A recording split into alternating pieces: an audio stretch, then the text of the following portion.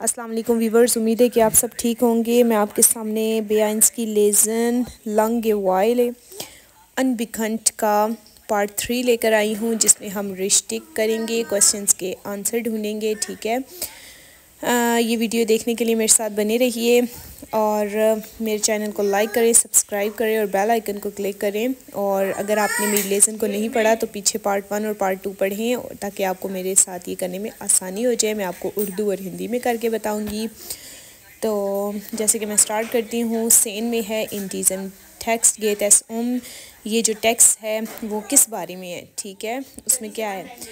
आ बे से आ में लिखा हुआ है आइने फेरियन बिथ्रोइंग फॉर किंडर, एक छुट्टियों में देखभाल बच्चों के लिए। ठीक है, बे में है दी बेडोइटुंग फॉन स्पोर्ट फॉर किंडर, बेडोइट मतलब स्पोर्ट का बच्चों के लिए। ठीक है, टेक्स्ट का मतलब ये है। दी फॉर्डरिंग फॉन बिहिंडरटिन किंडर, यानी कि हमायत वो जो माजूर बच्चे हैं उनके लिए। तो इनमें से कौन सा रिश्तिक है? तो ये आपने बताना है। ठीक है, कमेंट्स में मुझे। एल्फ में है दिखिंडा एंड शाइडन से बच्चों ने क्या फ़ैसला किया। आ में है बाई दिया अनमेल्डिंग फॉर आइन प्रोजेक्ट के बीच में अनमेल्डिंग रजिस्ट्रेशन करवाने का। बे में सु बिगिन दिया कोर्स फॉर आइन एक्टिविटेट के शुरू करें वो एक कोर्स फॉर एक एक्टिविटी के लिए।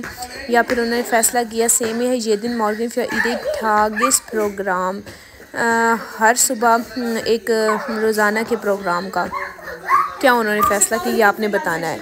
ज़ुएल्फ में बिहिंडर ठीक खिंडा जो माजूर बच्चे हैं। आ में है क्योनन निश्त आम स्पोर्ट प्रोग्राम टाइल नेमन, नहीं स्पोर्ट प्रोग्राम में हिस्सा ले सकते जो माजूर बच्चे हैं।